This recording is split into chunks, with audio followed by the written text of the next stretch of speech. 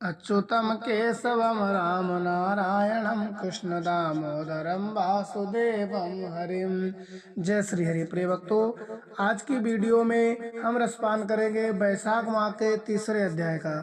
दूसरे माह में आपने अध्ययन किया कि किस प्रकार से राजा अम्बरीश को नारद जी उपदेश कर रहे हैं। नारद जी बोले, जो मनुष्य श्रेष्ठ ब्राह्मण को पलंग दान करता है, ब्राह्मण की उस पर सुख से सुलाकर ठंडी ठंडी हवा हो जाए तो संपूर्ण धामों के साधन से उसका शरीर निरोग रहता है। इस दान से सब ताप संताप और दूर हो जाते हैं। वह मनुष्य योनियों से भी दुर्लभ पद पाता है। जो मनुष्य बैसाख में थके हुए ब्राह्मणों को सुंदर श्रमनाशक पलंग दान करता है, वह मनुष्य, हे राजन, संसार के जन्म मरण और वृद्धावस्था के कष्ट नहीं भोगता।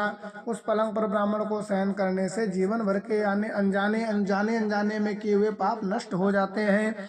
हे राजेंद्र, उसके पाप ऐसे नष्ट हो जाते हैं जैसे अग्नि के स्पर्श से कपूर नष्ट हो जाता है। वह मनुष्य निश्चय ही ब्रह्म पद को प्राप्त हो जाता है। जो मनुष्य बैसाख माह में सैया दान करता है, वह मनुष्य इसी जन्म में संपूर्ण भोग पदार्थों को भोगता है। उसके कुल में बहुत से मनुष्य होते हैं, कोई रोग उसको नहीं होता है। उसे बड़ी आयु, धैर्य, निरोगता और यश मिलता है। उस धर्मात्मा के कुल में 100 पीढ़ी तक कोई अधर्मी नहीं होता।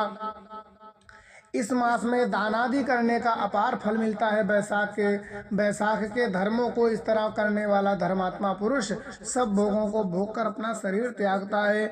जो वेद पाठी ब्राह्मणों को तकिया दान देता है, उसके सभी पाप नष्ट हो जाते हैं और अंत में ब्रह्म पद प्राप्त होता है।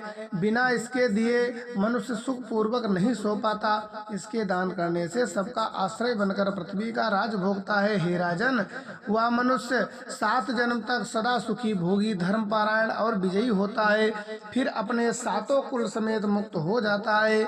जो मनुष्य चटाई अथवा किसी प्रकार का आसन देता है जिस पर पदाश्रयी विष्णु भगवान स्वयं विराजते हैं, जैसे जल में पड़ी हुई ऊन नहीं भीजती, वैसे ही संसारी जीव संसार के बंधन को नहीं प्राप्त होता।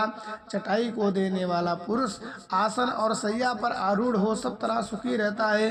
शयन करने के लिए चटाई और कंबल दान देता है, वह मुक्त हो जाता है, इसमें कोई संदेह नहीं है। निद्रा से दुख दूर हो जाता है और निद्रा से परिश्रम दूर हो जाता है। जो प्राणी धूप से व्याकुल ब्राह्मण को पतला वस्त्र देता है, उसकी पूर्ण आयु होती है और परलोक में उसको परम गति मिलती है।